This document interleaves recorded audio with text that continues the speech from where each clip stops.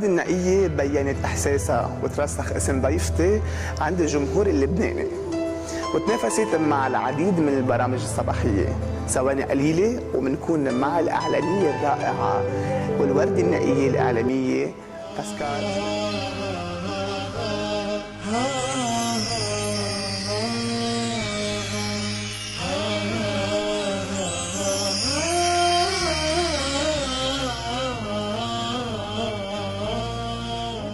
صباح الخير إلي، وأنا رح نرافقكم اليوم مع لقاءات ترسخ اسمي وفحشة زكي لحتى وصل لكل الإعلام العربي.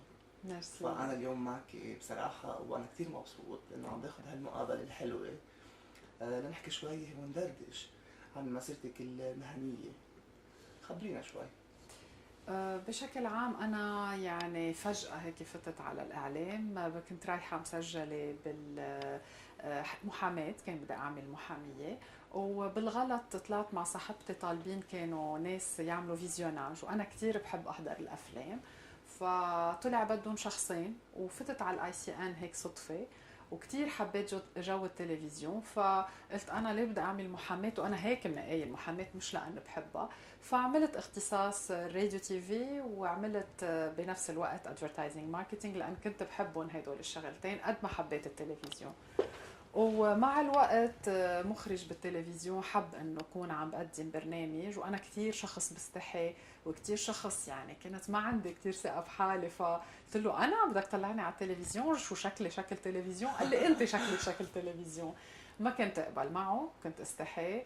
تا مره بالغلط هيك صورتني رفيقتنا يعني كانت بتصور معنا، قالت لي ما في عندي مذيعه بليز قعدي قدامي وقري لي شويه اخبار.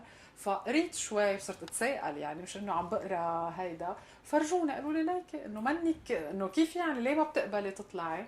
بلشت شوي الفكره تفوت براسي، وهيك بلشت بعالم التلفزيون وكفيت الدكتوراه لأنا هالقد بحبها بحب المهنه. شو حلو. حتى انا بعرف انه بلشت بكذا برنامج صباحي. صحيح. ليه ما عملت برنامج مسائي لإلك مع انه هذا حلمك؟ مش حلم بمعنى الحلم، بس انه بتعرف الاودينس عشيه اكثر، بتعطيك اكسبوجر اكثر، تكون لك برنامج هيك بتبين هويتك فيه.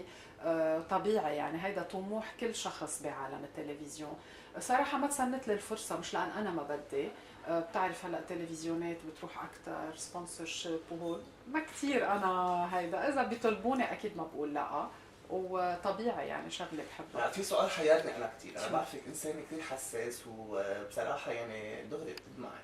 مظبوط. ليه كيتي لما فليتي من التليليبون؟ هلا التليليبان يعني كانت مهنه كثير معلقه فيها، وكنا عائله يعني عم بتشوف كانه بيتك عم بيتسكر. قدامي عم بتشوف شباب عم بيبكوا، يعني انتم شفتوا دمعتي بس ما شفتوا دمعه المصورين ودمعه المخرج ودمعه كل اللي حوالينا. مدير مسرح عمره كان كبير وعم بيبكي، اقل شيء ابكي انا، وانا شخص صحيح كثير حساس، كنت عم بقرا كلام حساس، فاقل شيء يكون عم بودع بيتي بهالطريقه. حبيبه ثانك يو ثانك يو، ان شاء الله ما بتدمع ابدا. سؤال، كيفك انت وسنة نصر؟ سنة نصر صاحبتي الانتيم، ومن التليليبان، من ايام التليليبان انا اصحاب انا وياها، وشخص بفهم عليها كثير بتفهم علي كثير، ويمكن في كثير بيعتبروا انه كاركترنا كومبليتلي ديفرنت، بس مش ضروري الاصحاب يكونوا تيبيكلي مثل بعضهم حتى يكونوا اصحاب. كثير بحبها، ويعني كثير بتساعدني، وما بنعتبر حالنا بالمهنة يعني في تنافس أو شيء، نحن أصحاب قبل ما نكون بالمهنة، فما بنحكي شغل، ما بنحكي بهالموضوع، بعكس ما كتار يمكن بيخلقوا عداوة، أنا بالعكس خلقت لي أصدقاء هيدي المهنة. هلا بالدومين الإعلام عندك سنة ناصر هي الصديقة المميزة. طب وبوسط الفن؟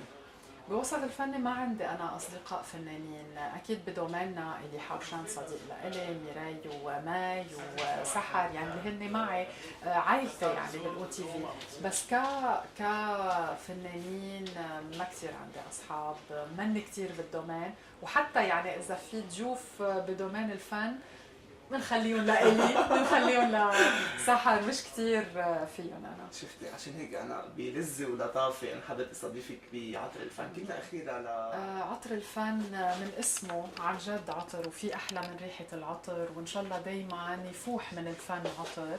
انا بوجه لك اكبر تحيه، بشكر محبتك الكبيره لإلي، وعن جد بنبسط لما يكون في اشخاص هيك بيقدروا يمكن الاعلاميه يلي مش هالقد العطر بضل فايح.